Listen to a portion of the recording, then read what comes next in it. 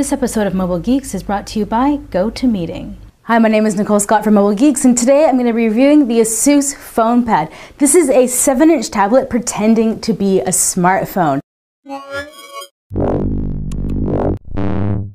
The 7-inch device has an IPS LCD capacitive display, which has a resolution of 1280 by 800 and a pixel density of 216. Under the hood, we've got a 1.2 GHz Intel Atom Z2420, which has 1 GB of RAM. It's running Android Jelly Bean 4.1 and has HSPA Plus radio. The 4,270 mAh battery gave us an impressive 12.5 to 13 hours of battery life, which is pretty much more than every smartphone on the market except the Note 2.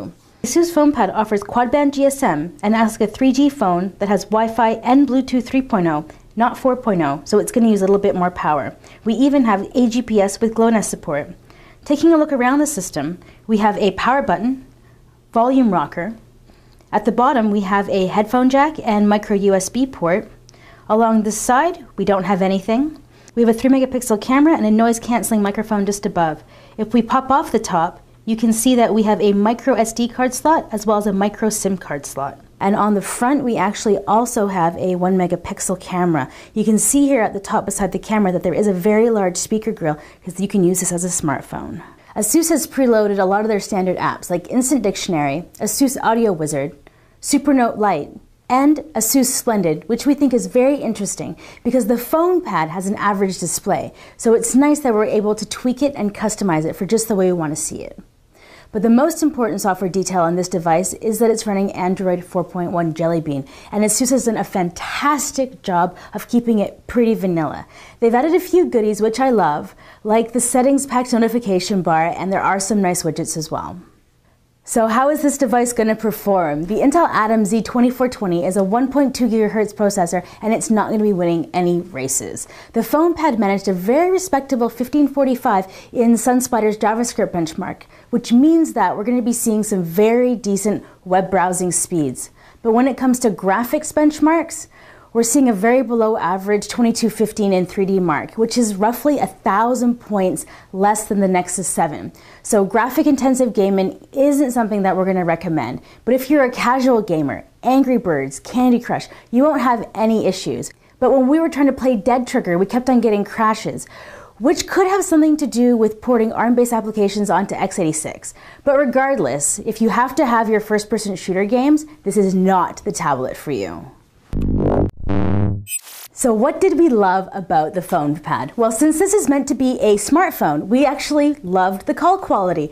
There's a great, huge speaker on the front, and you can even see there's a small noise-canceling microphone on the back. We loved ASUS's customizations to Android. It's clean and useful, and they've even added a 4th navigation button that brings up a large set of shortcuts. You can actually customize which shortcuts you want to appear in this bottom row, and there are even floating apps, so you can use multiple applications at the same time.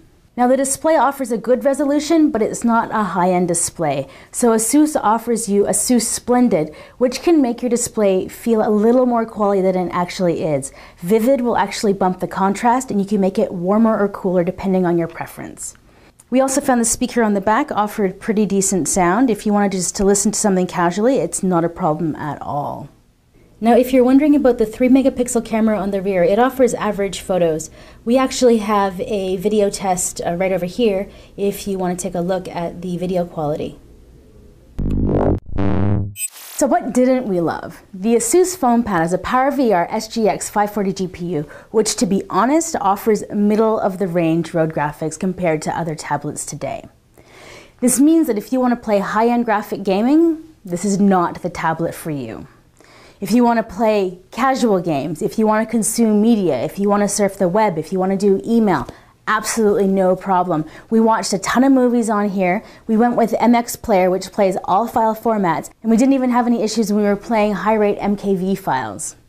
I think the biggest drawback of this tablet, besides the performance, is going to be that it doesn't have a scratch-proof exterior. So the glass is not scratch-proof, and the rear metal seems a little bit vulnerable. So this is going to make your device look pretty worn pretty quickly in a short period of time if you don't get some aftermarket protection.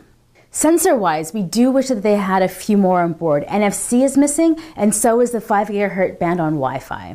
Before we get into the final verdict, why don't we hear from our sponsor? If you spend any time traveling for business, you'll know how much more you get done when the entire team is working together on a project. If you haven't already, checked out GoToMeeting with HD Faces.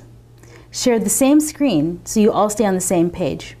The built-in HD video conferencing makes it feel like everyone is in the same room, and since you are sharing the same screen, everyone stays on the same page. Launch or join a meeting from anywhere using your computer, smartphone, or tablet. And you can even present from your iPad. Try GoToMeeting free for 30 days. Visit gotomeeting.com, click the Try It Free button, and use the promo code GEEKS. Remember to use the promo code GEEKS to support our show. So, what's the verdict?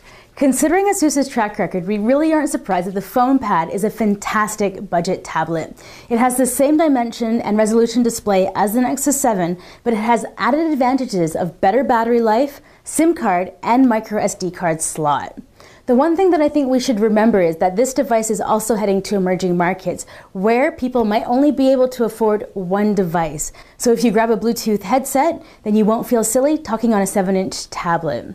If you're looking for a 3G tablet, I might consider this one because of the sub $300 price point, and it's got really long battery life. The Fonepad offers good enough performance for general use. You might want to consider the Nexus 7 if you can't give up your graphic-intensive games. For reading, social networking, emails, audio, video, and general web use, the Fonepad is more than good enough. And the battery life ensures that you won't be charging halfway through the day. For anyone looking for a Wi-Fi only Android tablet, I would encourage you to think about getting this one with 3G support. It really changes the way that you use your device when you can be always on all the time. If you're thinking about picking up the ASUS Fonepad, I think there's really only one question that you have to ask yourself. How important is graphic intensive gaming to you? If it's not at all, absolutely no problem. If it's something you have to have, you might want to think about the Nexus 7. So I'm Nicole Scott for Mobile Geeks, taking a look at the ASUS Fonepad.